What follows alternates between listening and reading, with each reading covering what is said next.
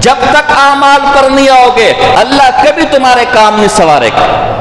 ہم سے پہلے بزرگ اعمال کے ذریعے اپنے کام سنوارتے تھے، وہ کسی پیروں کے پاس وظیفے لینے نہیں جاتے تھے، وہ مولویوں سے تعویذ اور دم کروانے نہیں جاتے تھے۔ میں ان چیزوں کا قائل ہوں، منکر نہیں ہوں، لیکن اس کو مقصد نہ بنائیں۔ ہمارے یہاں نماز ایک نہیں پڑھنی، تلاوت ایک نہیں کرنی، پردہ بالکل نہیں کروانا، لیکن مولوی صاحب تعویذ، بھئی مولوی صاحب کے پاس کوئی جادو کی چھڑی ہے جو تعویذ نہیں کر تجھے ٹھیک کر دے گا؟ سیر اعلام نبلاء کے اندر امام ذہبی رحمہ اللہ نے ایک واقعہ لکھا ہے۔ محمد بن جریر طبری ایک بہت بڑے مورخ اور مفسر گزرے، اس طرح ابن خزیمہ ایک بہت بڑے محدث گزرے، اور محمد بن نصر المروزی، یہ تین بڑے بڑے ائمہ گزرے۔ یہ کسی جگہ جا رہے تھے تو ان کو راستے میں بھوک لگ گئی، پیسے نہیں تھے۔ بھوک کی شدت جب برداشت سے باہر ہوئی تو تینوں نے مشورہ کیا کہ ہم قرا ڈالتے، فال ڈالتے ہیں، جس کے نام قرا نکل آیا وہ باہر جا کر کسی سے کھانا مانگ کر لائے گا، کسی سے روٹی مانگ کر لائے گا، اس لیے کہ اب ہماری حالت مرنے کے قریب ہو گئی ہے، اب مانگنا ہمارے لیے جائز ہے۔ جب قرا ڈالا تو قرا ابن خزیمہ کے نام پر نکلا رحمہ اللہ، تو فرمایا آپ جائیں ہمارے روٹی کس سے مانگ کر لائے؟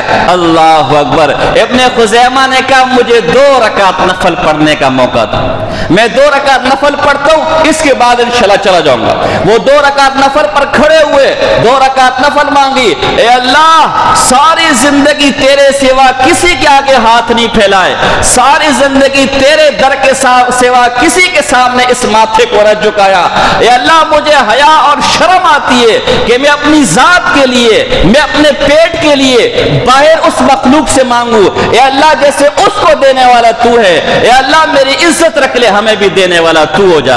ابھی یہ دعائیں مانگ رہے ہیں کہ دروازے پر ٹھک ٹھک ٹھک ٹھک ٹھک کس نے دروازہ بجایا، دروازہ کھولا تو بادشاہ کا وزیر تین تھیلے لے کر، اس کے ہاتھ میں 3 تھیلے، کہا تم میں سے محمد بن جریر طبری کون ہے؟ کہا یہ آدمی ہے۔ کہا مروزی کون ہے؟ کہا یہ آدمی ہے۔ کہ ابن خزیمہ کون ہے؟ کہا یہ۔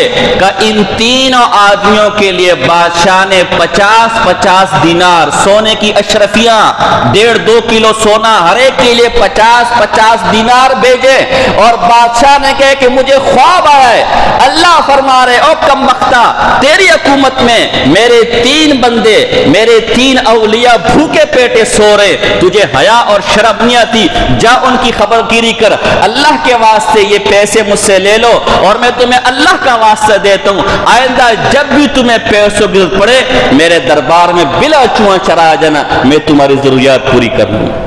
ہمارے بزرگ، ہمارے اسلاف اس طرح اپنی ضروریات پوری کرتے تھے۔ آج ہم نماز روزے سے اپنے مسائل کیا حل کرا، میں تو پڑھنے کی توفیق نہیں ہے۔